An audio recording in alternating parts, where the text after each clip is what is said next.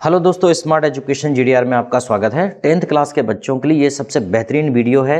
अब अगर नोटबुक नहीं भी बना पाए हैं तो कोई बात नहीं, हाफ ईयरली एग्जाम और फाइनल एग्जाम दोनों एग्जाम में ये जो वीडियो है ये आपको काम आने वाली है, क्योंकि इसमें बहुत इंपॉर्टेंट क्वेश्चन आंसर दिए गए हैं। जो भी क्वेश्चन आंसर हैं मैंने इसमें समझा है वो वही महत्वपूर्ण क्वेश्चन आंसर है जो हाफ ईयरली और एनुअल एग्जाम में आने वाले हैं, इसलिए आप सभी उसे ध्यान से पढ़ें।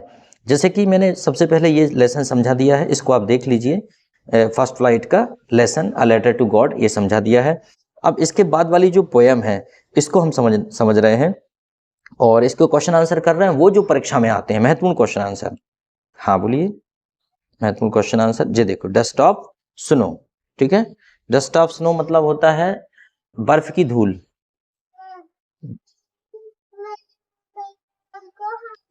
अभी देते हैं, ठीक है, 2 मिनट फ्री हो जाए।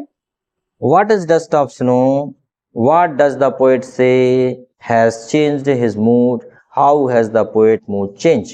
ये कह रहे हैं what are dust of snow? बर्फ की धूल किसे कहते हैं, क्या है? What does the poet say has changed his mood? और पोएट क्या कहता है, कैसे उसका मूड बदल गया, चेंज हो गया। How has the poet mood change, और पोएट का मूड जैसे कैसे बदला और किस प्रकार बदला और कैसे बदला, ठीक है, कैसे बदल गया और क्या हुआ उसमें।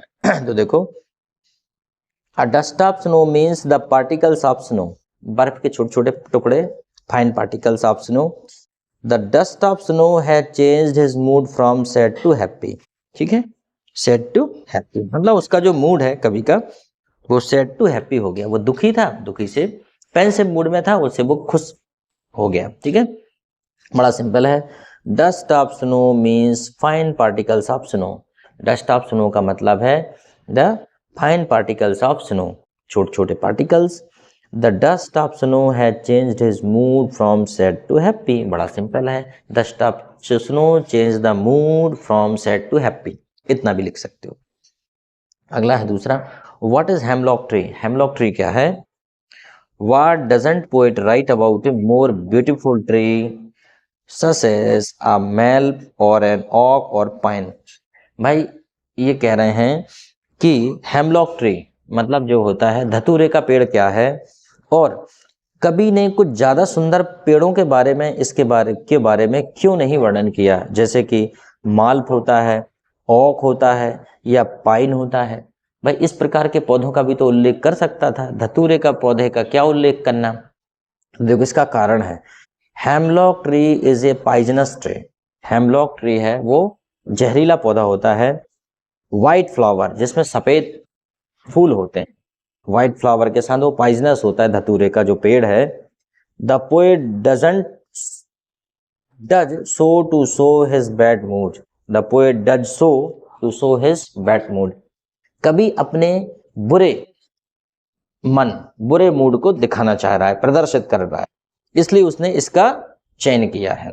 अगर उसका अच्छा मूड होता तो शायद कोई अच्छा फ्लावरिंग ट्री का वो एग्जाम्पल ले सकता था वहां पे, लेकिन वो अपने सैड को, अपने मूड को, दुख को व्यक्त करना चाह रहा था, बुरे मूड को।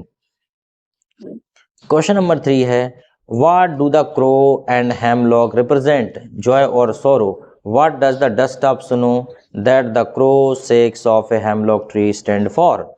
तो देखिए ये जो क्वेश्चन है इसमें कह रहे हैं what does the crow and hemlock represent, कौआ और हेमलॉक जो धतूरे का पेड़ और कौआ किस बात को प्रदर्शित करते हैं, दुख को और मजे को। सौरो या जॉय किसे प्रदर्शित करते हैं।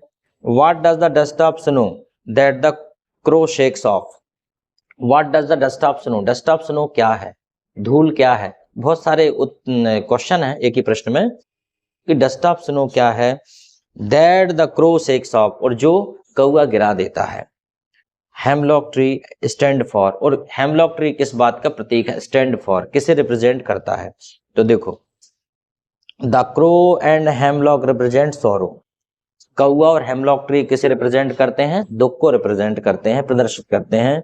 The dust of snow that the crow shakes of, जो डस्ट ऑफ स्नो है, the dust of snow that the crow shakes of, जो डस्ट ऑफ स्नो है, जो धूल है जिसे कौआ गिरा देता है। Hemlock tree stand for Joy, a hemlock tree stand for Joy, और जो कौआ जिस हेमलॉक ट्री से उस बर्फ की धूल को गिरा देता है, ये जॉय का प्रतीक है। इसे जॉय मतलब आनंद का प्रतीक बताया गया है यहाँ पे, ठीक है। चलो, तो इस प्रकार से अगली एक और पोयम है इन्हीं की, ये भी पढ़ लेते हैं फटाक से। फायर एंड आइस, बड़ा छोटा छोटा है। फायर एंड आइस मतलब आग और, ये फायर एंड आइस मतलब आग और बर्फ। What does fire stand for in the poem? Fire stand for, जो फायर है वो किसके लिए रिप्रेजेंट करती है, मतलब जो फायर है कभी ने यहाँ पे फायर किस बात को बताती है, स्टैंड फॉर मतलब किस बात को का घोतक, स्टैंड फॉर।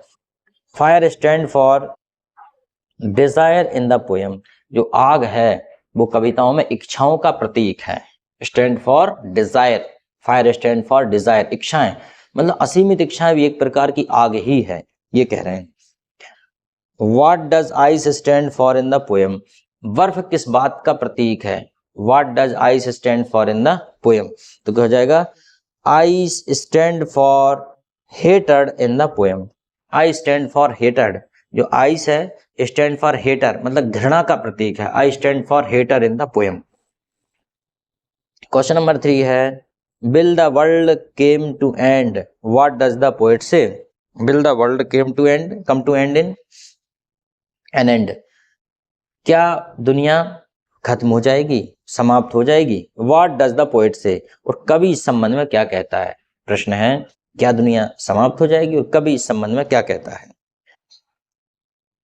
अगला है इसी का question, in reference to the poem fire and ice, मतलब फायर एंड आइस कविता के संदर्भ में, how will the world come to end an end, मतलब दुनिया किस प्रकार से अंत होगी, मतलब दुनिया का अंत किस प्रकार से होगा इस पोयम के अनुसार।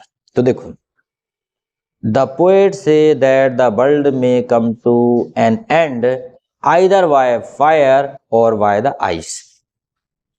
तो फायर मतलब डिजायर और आइस मतलब हेटेड मतलब घृणा, मतलब दुनिया आग से और घृणा से अंत होगा, मतलब घृणा से और हेटर से और इच्छाओं से, मतलब इच्छाओं से, और फायर मतलब डिजायर एंड आइस मतलब हेटेड, मतलब दुनिया का अंत दोनों चीजों से हो सकता है, असीमित इच्छाओं से और घृणा से। जब हम असीमित इच्छाएं करते हैं तो दूसरों के हक मारते हैं, और जब हम बहुत ज्यादा घृणा करते हैं तो भी लड़ाई की संभावना बनती है।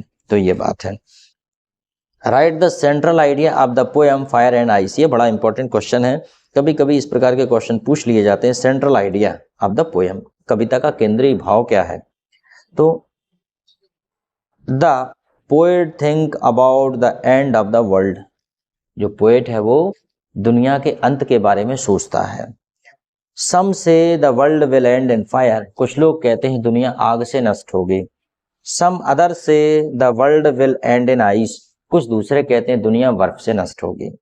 But the poet believes that fire desire and ice hated, परंतु कवि का विश्वास है आग मतलब इच्छा और आइस मतलब हेटेड, ठीक है। फायर मतलब डिजायर और आइस मतलब हेटर।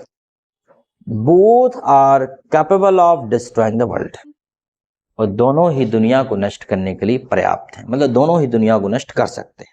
कितना बढ़िया है। चलो अगला लेसन पढ़ेंगे, Nelson Mandela long walk to freedom.